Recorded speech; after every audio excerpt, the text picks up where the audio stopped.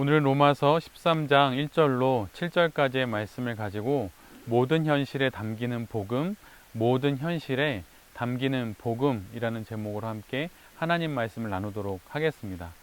로마서 13장은 소위 위에 있는 권세자들에 대한 복종으로 이해가 되는 말씀입니다. 그러나 이 말씀을 온전히 이해하기 위해서는 로마서 12장 21절 12장의 마지막 구절인 21절로부터 이 본문을 이해해야 합니다. 로마서 12장 21절은 다음과 같은 말씀이지요. 악에게 지지 말고 선으로 악을 이기라. 악에게 지지 않기 위해 또 선으로 악을 이기기 위해 또 그 맥락에서 오늘 13장의 말씀이 있는 것입니다. 즉 12장이 최고의 선인 복음을 따르기 위해 이 땅에서 구체적인 인격이 되어 살아야 하듯이 동일한 관점으로 로마서 1장부터 11장까지 이어온 복음에 근거하여서 복음으로 악을 이기기 위해 위의 권세자들에게 복종하라는 것입니다. 13장은 덮어놓고 권세자들에게 복종하라고 말하지 않습니다. 복음을 구현하기 위해 선으로 악을 이기기 위해 위에 있는 권세자들에게 복종하라고 하는 것이죠.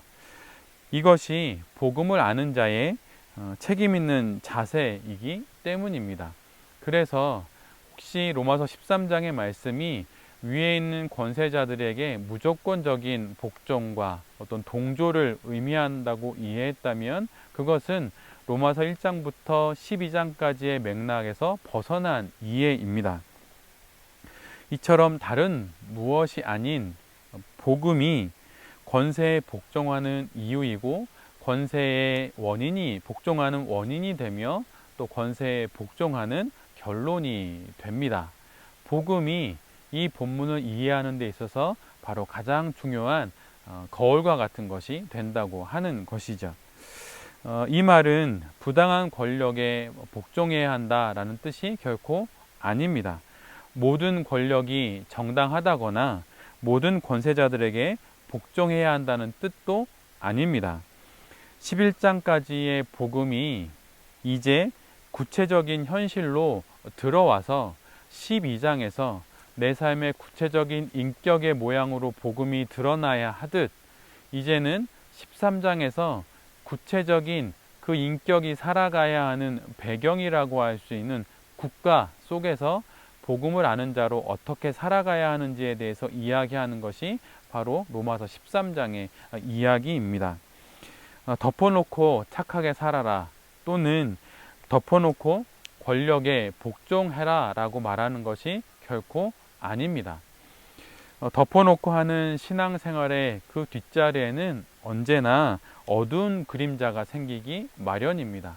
그래서 덮어놓고 하는 신앙의 뒤에는 우울함이 있거나 분노가 있거나 때로는 강박과 시기 또 질투가 있습니다. 그리고 조장되고 조작된 신앙생활이 그 덮어놓고 하는 신앙생활의 뒤에 있는 그림자 속에서 도단하기 시작하게 되는 것이죠.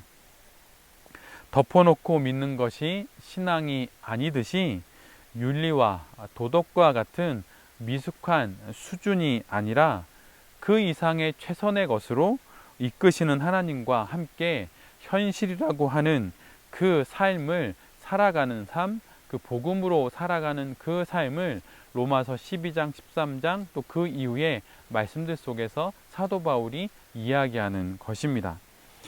그래서 13장은 단순히 국가에 대한 복종을 말하는 본문이 아니라 그 이상으로 우리를 안내하는 말씀이지요.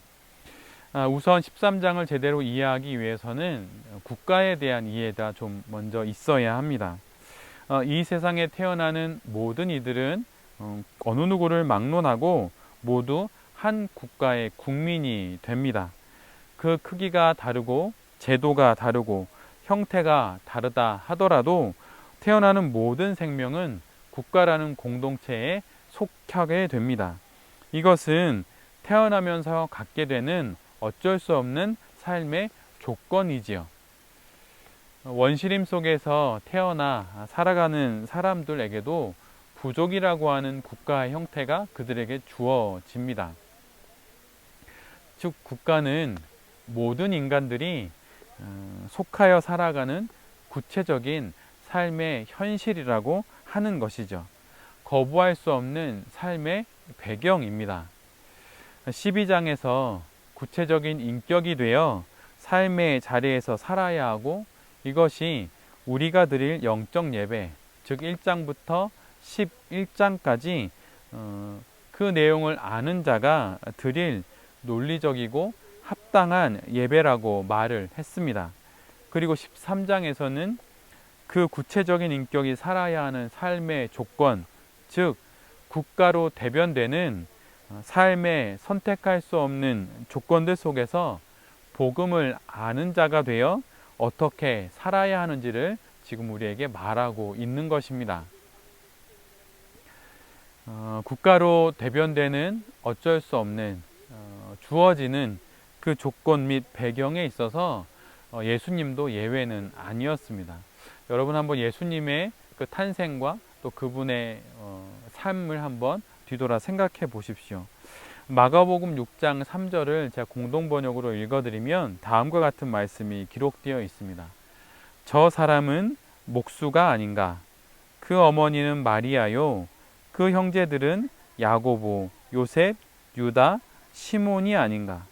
그의 누이들도 다 우리와 같이 여기 살고 있지 않은가? 하면서 좀처럼 예수를 믿으려 하지 않았다. 예수님은 목수였습니다. 그것이 그분의 직업이었죠. 그리고 식민지에 태어난 피지배자의 아들이 바로 예수 그리스도의 삶의 조건이었습니다.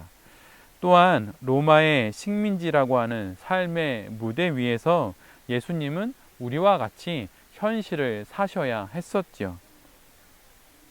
우리 생각에는 더 좋은 삶의 조건을 갖고 그 조건들 속에서 예수님이 살면 좋았을 것 같은데, 그런 삶의 조건으로 예수님이 이 세상에 오시지 않았습니다. 하나님이 주신 주어진 선택할 수 없는 삶의 조건들 속에서 예수님이 사셨죠.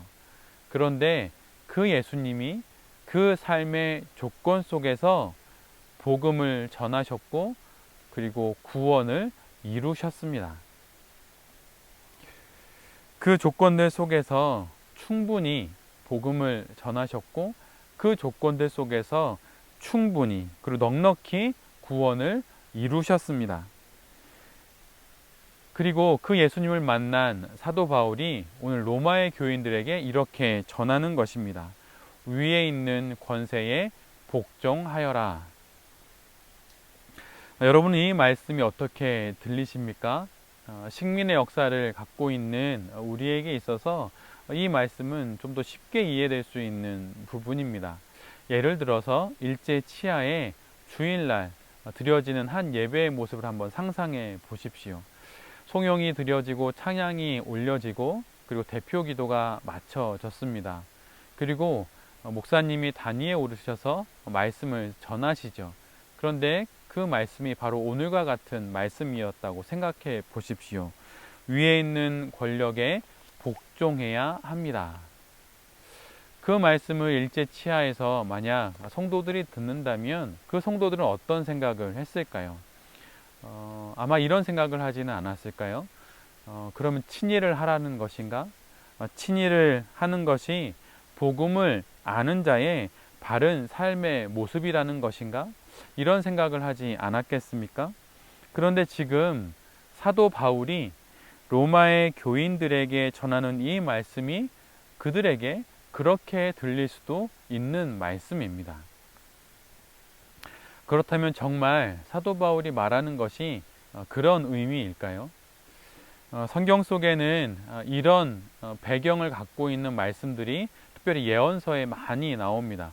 특별히 오늘 우리가 함께 묵상한 에스겔 17장의 말씀도 오늘 우연찮게도 그 부분을 우리에게 또 아침에 묵상하게 해 주었죠. 그리고 특별히 예레미야 선지자는 이 오늘 로마서 13장과 같은 삶에 관련된 이야기들을 가장 많이 전했던 예언자입니다. 특별히 예레미야 29장 4절로 7절까지의 말씀은 그것을 더욱더 자세히 기록하고 있죠. 제가 한번 읽어드리도록 하겠습니다. 만군의 여호와 이스라엘의 하나님께서 예루살렘에서 바벨론으로 사로잡혀가게 한 모든 포로에게 이와 같이 말씀하시니라. 너희는 집을 짓고 거기에 살며 텃밭을 만들고 그 열매를 먹으라. 아내를 맞이하여 자녀를 낳으며 너희 아들이 아내를 맞이하며 너희 딸이 남편을 맞아 그들로 자녀를 낳게 하여 너희가 거기에서 번성하고 줄어들지 아니하게 하라. 너희는 내가 사로잡혀 가게 한 그 성읍의 평안을 구하고 그를 위하여 여호와께 기도하라. 이는 그 성읍이 평안함으로 너희도 평안할 것임이라. 예레미야는 이스라엘 역사에 있어서 가장 험난한 시기 중 하나인 주전 587년 유다의 멸망과 또 이스라엘 백성들의 바벨론 포로 시기에 그들과 함께 살았고 또 그곳에서 하나님의 말씀을 전했습니다.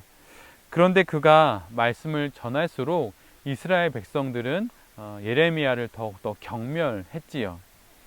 왜냐하면 그가 전하는 하나님의 말씀은 바벨론의 억압을 받는 그 역사적 상황에 순응하여 살라는 말씀이었기 때문입니다. 우리로 치면 일제치하의 그 역사를 순응하고 받아들이고 살아야 한다라고 그렇게 예레미야가 전하고 있는 것이죠. 그렇다면 이 말씀, 예레미야를 통하여서 주신 하나님의 이 말씀이 식민의 통치를 그대로 받아들이고 그때그때마다 잘 적응하며 살라고 하는 그런 의미일까요? 살아남는 자가 이기는 자라고 말하고 친일이든 반민족이든 뭐든 다 괜찮다고 말하는 이야기이겠습니까? 부정한 권력과 또 독재에 침묵하며 권세에 복종하여 자신의 삶을 잘 영위하면 된다고 하는 그런 생각을 위하여 주신 말씀이 바로 오늘과 같은 말씀일까요? 여러분 한번 생각해 보십시오. 그러나 오늘 주신 이 말씀은 그런 의미가 결코 아닙니다. 이 말씀의 의미는 복음을 아는 자는 지금 내가 갖고 있는 이 현실을 떠나서 신앙 생활을 하려 해서는 안 된다는 거예요. 헬 조선이라는 말이 우리나라에 있습니다.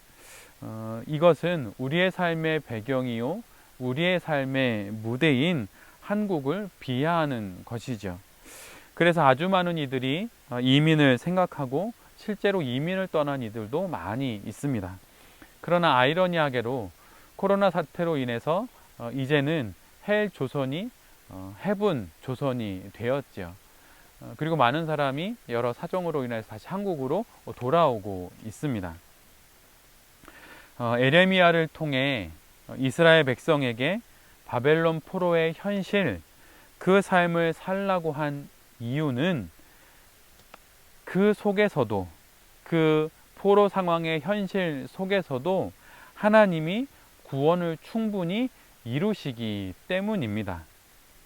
헬 조선이든 해분 조선이든 그 모든 현실 속에서 하나님이 충분히 구원을 이루신다는 것, 바로 그것을 말하기 위해서 오늘 우리에게 이 국가의 권세를 빗대어 이렇게 말하는 것이지요. 식민의 상황, 압제의 상황 속에서도 하나님께서 일하신다는 것을 알아야 한다는 것입니다. 그것을 믿는 자가 되라고 하는 것이죠. 이것이 복음을 아는 자의 복음 이후의 삶을 대하는 자세입니다. 현실에 타협하라는 것이 아닙니다.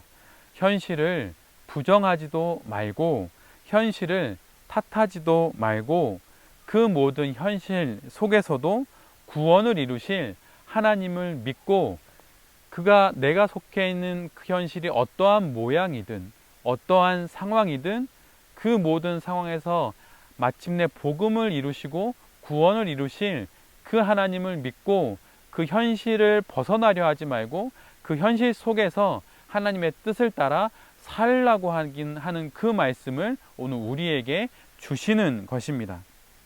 앞에서 읽어드린 예레미야 29장 8절 이하로 14절까지 하나님의 본심이 이렇게 기록됩니다. 여러분 한번 잘 들어보십시오. 하나님께서 이스라엘 백성에게 포로로 잡혀간 바벨론에서 자녀들을 낳고 자녀들이 또한 결혼을 하게 하고 또 그 땅을 위해서 그 땅의 평안을 위해서 간구하라고 했던 그 이유가 무엇인지 예레미야 29장 8절 이하로 14절까지 하나님께서 우리에게 들려주십니다. 만군의 여호와 이스라엘의 하나님께서 이와 같이 말하노라. 너희 중에 있는 선지자들에게와 점쟁이에게 미혹되지 말며 너희가 꾼 꿈도 고지 듣고 믿지 말라.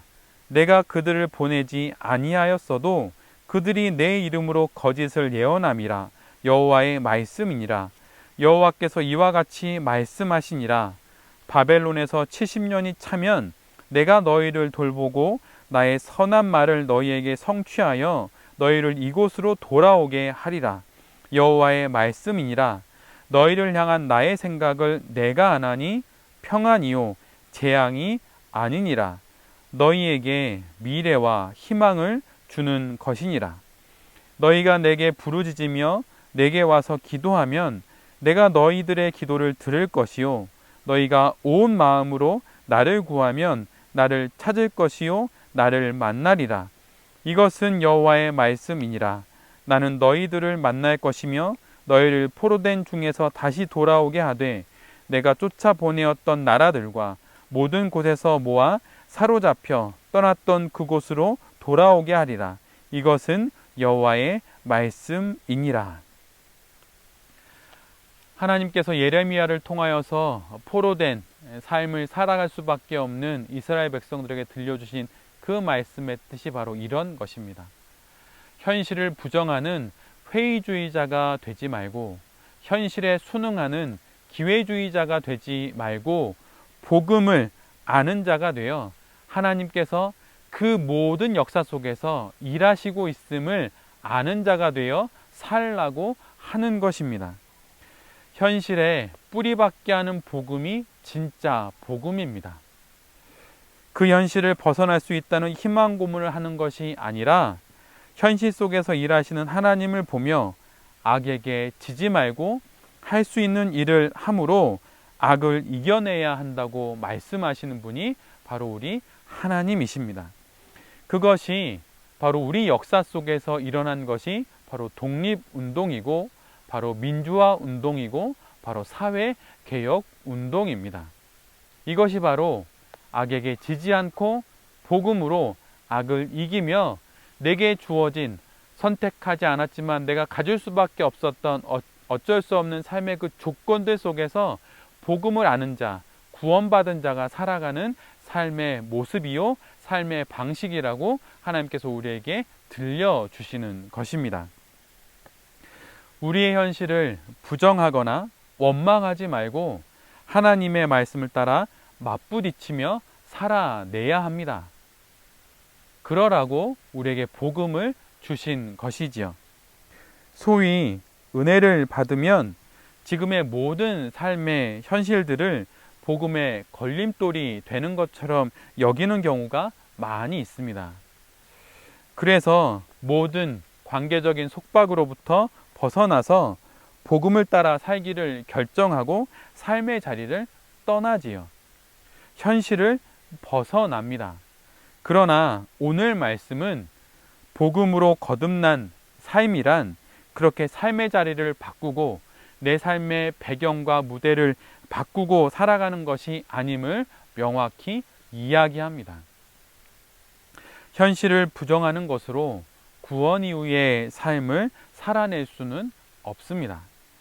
지금 맡고 있는 현실의 권력이 권세가 옳다거나 타당하는 것이 아니라 그 현실이 자신이 살아내야 할 삶의 배경임을 알고 그것을 무대 삼아 당당히 살아가야 한다는 것이죠. 복음은 결코 도피를 말하지 않습니다. 그리고 복음은 결코 덮어놓고 승리를 말하지도 않아요. 이미 주신 영원의 약속을 기억하며 명예롭게 또 당당히 주어진 현실 속에서 하나님을 믿고 하루하루를 살아가는 것이 바로 복음으로 사는 인생입니다. 그래서 신앙은 사실 매우 현실적입니다. 신앙은 결코 공허하지 않고 허공에서 하는 것이 아닙니다. 신앙은 땅에서 하는 것이고 매우 실제적이며 현실적인 것이죠. 복음이라는 사실과 사건이 인생이라는 현실 속에서 구현됩니다. 구원이라는 하나님의 계획이 나의 삶에서 실현되는 것이죠. 그런데 하나님의 구원의 현장인 내 삶을 벗어나는 것이, 현실을 초월하고 현실을 넘어서는 것이 신앙인 것처럼 여기는 경우가 종종 있습니다. 복음을 가졌으니 이제 현실을 뛰어넘으며 하늘을 날듯이 살아간다고 생각하는 것이죠. 근데 여러분, 그렇지 않습니다. 복음을 알았는데 이전과 그 이후가 큰 차이가 없는 것이 신앙의 현실입니다. 여러분, 복음을 갖게 되었더니 어떻게 삶의 모든 어려움과 난관과 고난들이 이렇게 훌쩍훌쩍 넘어가지던가요? 여러분, 그렇지 않습니다. 복음은 우리를 더더욱 이 땅의 삶에 더욱더 우리를 두 발 딛게 하고 우리로 하여금 이 현실을 그렇게 살아가게 하지요. 그래서 우리가 살아가는 이 복음으로 살아가는 우리의 현실은 시간을 필요로 합니다. 그리고 과정을 필요로 하지요. 세월이 지나야 복음이 어떻게 우리의 삶에서 역사하는지를 알게 됩니다. 아마도 수년, 수십 년이 지나면서 그 복음의 깊이를 더더욱 알게 될 것입니다. 그래서 사실은 아슬아슬하게 살아가는 것이 인생이지요.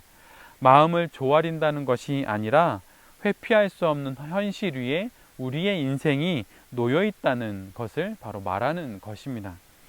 그런데 우리 모두는 아싸하게, 그러니까 아주 시원하게 복음을 통해서 현실을 살아가려고 합니다.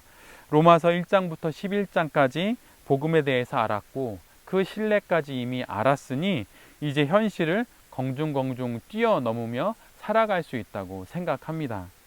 복음을 갖고 현실과는 상관없이 현실과 또 형편과 현상들을 초월하며 살아야 한다고 생각합니다. 근데 여러분, 결코 그렇게 되지 않습니다. 복음은 결코 우리로 현실을 그렇게 건너뛰기 해서 살게 하지 않습니다. 복음은 우리를 구체적인 인격으로 만들고 구체적인 삶의 현장으로 우리를 이끕니다. 예수님의 성육신처럼 말이죠. 온 존재로 현실을 지나게 합니다. 현실을 살아가게 하죠. 빈틈없이 촘촘히 삶의 모든 사건과 사연들을 지나게 합니다. 이것이 바로 복음으로 사는 우리의 삶입니다. 그리고 이런 현실을 통해 복음으로 사는 것이 무엇인지 오늘보다 내일, 내일보다 모레 더 알게 되고 성숙한 신앙인이 되어 갑니다. 그것이 바로 로마서 12장과 13장 그리고 그 이후에 로마서가 우리에게 들려주는 이야기들입니다. 복음을 알게 되어 구름 위를 걸으며 살고 복음을 깨우쳤으니 이제 신실한 사람이 되어 초연히 살리라 생각했던 로마의 교인들에게 사도 바울은 이렇게 말을 합니다. 땅으로 내려오라고, 현실에서 복음을 살아내야 한다고, 구체적인 인격이 되어 살아야 한다고, 구체적인 현실, 로마의 식민지라고 하는 이 현실 속에서 복음을 가진 자로 살아야 한다고 사도 바울은 로마의 교인들에게 말하고 있습니다. 그리고 오늘 우리에게도 동일하게 그렇게 말하고 있는 것이죠. 하나님은 이렇게 일하십니다. 현실 속에서 하나님은 그렇게 일하십니다. 정작 우리는 그 예수 그리스도를 믿고 현실 밖으로 자꾸 나가서 떠나서 또 예수 그리스도를 찾고 믿으려 하죠. 예수님은 현실에 오셔서 성육신 하셔서 현실을 살아내셨는데 우리는 그 예수님을 믿는다고 말하면서 현실을 벗어나서 다른 곳에서 인생을 살려고 하고 다른 곳에서 복음의 삶을 사는 것이 더 적절하다고 여깁니다. 진실은 여러분 그러나 현실에 담깁니다. 진실은 바로 우리의 그 현실에 담깁니다. 하나님께서 당신의 진리를 예수 그리스도라는 성육신을 통해 신민지의 현실에 담으시듯 말이지요. 삶은 어디 가든 따라옵니다. 복음으로 살아가는 삶이란 삶의 자리를 바꿈으로 복음을 나타내는 것이 아니라 하나님이 주신 그 현실, 모든 현실 속에서 복음을 담아 살아가는 삶, 바로 그 삶이 바로 복음으로 살아가는 삶이라고 하는 것이죠. 로마서 11장까지 이르러 복음을 깨닫게 된 자, 내가 구원을 받았음을 알게 된 자는 이제 현실, 하나님이 주신 무대 위에서 복음으로 현실을 살아갑니다. 아슬아슬하게 마음을 졸이며 살아가지요. 그런데 그 아슬아슬한 현실에 하나님의 진리가 담깁니다. 복음이 담깁니다. 전혀 담기지 못할 것만 같은 나의 그 현실에 하나님께서 복음을 담으십니다. 당신의 진리를 담으십니다. 그래서 우리가 겪는 모든 사건과 사연들, 모든 일들이 우리가 갖고 있는 복음을 담아낼 수 있는 그릇이 되는 것이죠. 지금 살고 있는 모든 상황과 형편 속에 하나님은 충분히 넉넉히 복음을 담으시고 또한 구원을 이루십니다. 그 현실 속에서 성도는 율법의 완성인 사랑으로 살아가게 되는 것이죠. 여러분, 율법의 완성인 사랑으로 살아가야 한다고 말하는 그것이 무슨 의미입니까? 그것은 다른 사람을 부러워하지 않고 다른 사람이 누리고 있는 삶을 시기하거나 질투하지 않고 다른 사람이 가지고 있는 그것이 내게 없어서 내가 복음의 삶을 제대로 못 산다고 여기는 것, 그런 것이 아니라 지금 내게 있는 모든 것으로 충분히 복음의 삶을 살 수 있고 충분히 구원을 이루며 살 수 있다고 하는 그 사실을 믿고 살아가는 것이라고 하는 것이에요. 하나님이 그렇게 우리를 이루어 가십니다. 이것이 로마서 13장 8절 이하의 바로 그 말씀이지요. 하나님 한 분으로 다 됩니다. 그러니 넉넉히 사랑하며 지금의 조건 속에서 우리의 삶을 살아도 되는 것이죠. 진리는 결코 시간과 공간을 초월해서 있는 개념이 아닙니다. 시간 속에서 공간 속에서 구체화되는 것이 진리이고 바로 복음입니다. 밭에 버려진 보석은 실은 밭에 숨기워진 보석이지요. 현실에 던져진 예수님은 성육신하신 예수 그리스도입니다. 이와 같이 우리의 모든 벗어나고 싶은 삶의 현실들은 하나님의 일하심의 자리입니다. 권세는 로마서 13장에 나오는 권세는 그 대표적인 현실을 말하는 것이죠. 우리의 모든 현실을 대변하는 것이 바로 권세라고 하는 것입니다. 모든 이들이 갖게 되는 삶의 배경이요 토대요 무대인 어쩔 수 없이 선택할 수 없었던 그런 국가라고 하는 권세라고 하는 그 조건들, 예를 들면 피부색이나 아니면 성별 같은 것이죠. 그 모든 선택할 수 없는 조건들 속에서도 하나님은 우리에게 복음을 들려주시고 우리에게 그 복음을 이루게 하신다는 것입니다. 대부분의 사람들은 노력을 통해 삶의 조건들을 바꾸려고 애씁니다. 그래서 그 삶의 조건들을 바꿈으로 더 좋은 조건을 갖는 것으로 더 나은 삶을 살 수 있다고 생각하죠. 그리고 성도들조차도 더 나은 삶의 조건을 가짐으로 더 좋은 성도가 될 수 있다고 여깁니다. 그러나 성경은 그런 것으로 더 나은 인생이 되지 않는다고 명확히 말하고 있습니다. 삶의 조건을 더 많이 갖고 더 좋은 삶의 무대를 갖고 배경을 갖는 것으로 더 좋은 인생이 될 수 있다고 성경은 결코 말하고 있지 않아요. 그것이 중요한 것이 아니라고 말합니다. 삶의 조건에 좋고 나쁜 그런 여부가 아니라 내가 갖고 있는 그 복음으로 현실을 살고 있느냐 아니냐라고 하는 그 사실이 바로 더 중요한 요소라고 성경은 우리에게 말하고 있습니다. 현실 속에서 복음을 갖고 살고 있느냐 아니면 그렇지 않느냐, 이것이 인생의 승리와 영광의 결정적인 요소라고 성경은 우리에게 말하고 있습니다. 그래서 그 복음으로 악을 이기고 그 복음으로 구체적인 인격이 되어 국가로 대변되는 어쩔 수 없는 구체적인 현실들 속에서 하나님과 함께 우리가 살아가야 하는 것이죠. 구체적인 현실들 속에서 복음을 아는 자로 살아간다는 의미는 바로 이런 것입니다. 그런데 사실 이것이 만만치가 않지요. 그래서 시간이 필요로 하고 과정이 필요하고 많은 깎임과 세워짐이 필요로 합니다. 복음을 통해 우리의 구원은 한 번에 단번에 이루어지지만 복음 이후의 삶은 단번에 되는 것이 결코 아닙니다. 과정이 있고 또 시간이 있고 또 여러 사건과 사연들을 경험하며 인생 속에서 하나씩 또 한 걸음씩 나아가게 되는 것이죠.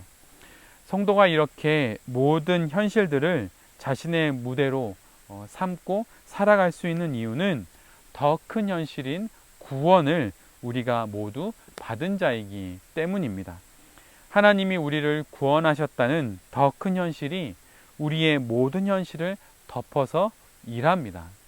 구원하셨다고 하는 하나님의 그 더 큰 현실이 내가 지금 겪고 있는 모든 현실들을 덮어서 일하고 있다고 하는 것이죠.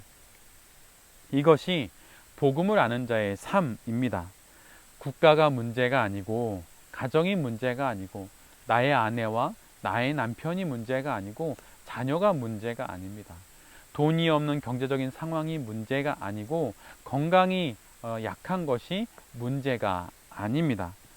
복음이 없다는 것이 문제이고 복음의 깊이를 내가 충분히 알지 못하고 있다는 것이 문제라고 하는 것이죠. 복음보다 더 큰 현실은 없기에 그 복음이 나의 모든 현실을 품어내기에 마음 놓고 여러분 살아도 됩니다. 삶의 현실들의 조건들이 어렵고 힘들어서 내가 잘 살아가지 못하고 있는 것이 결코 아니에요. 2000년 전 예수님도 식민지 땅의 피지배자의 아들로 태어났습니다. 그리고 목수로 사셨지요. 그럼에도 불구하고 복음을 전하셨고 구원을 이루셨습니다. 그렇다면 지금 우리의 이 현실들 속에서 우리가 복음을 따라 사는 것도 그리고 우리가 구원을 따라 사는 것도 당연히 하나님께서 이루어 주시지 않겠습니까? 그러니 여러분 당당히 사십시오. 나의 이 모든 삶의 현실들, 어쩔 수 없이 갖게 된 나의 삶의 조건들, 건강의 상태들, 나의 가정적인 배경들, 지금까지 이르게 된 모든 현실들은 하나님께서 충분히 넉넉히 복음과 구원을 통하여 이루실 하나님의 충분한 조건이 되고도 남습니다. 그것이 바로 모든 현실 속에 하나님이 복음을 담으시면서 하시는 그분의 일의 방식인 것이죠. 권세로 대변되는 모든 어쩔 수 없이 주어진 조건들 속에서 여러분 겁먹지 말고 사십시오. 지금의 사건들, 지금의 삶의 조건들 속에서 하나님은 충분히 일하시고 당신이 계획하신 모든 것을 우리의 삶에 이루시게 될 것입니다.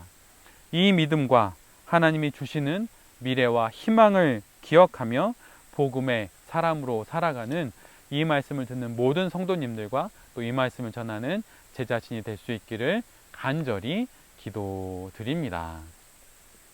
제가 기도하겠습니다.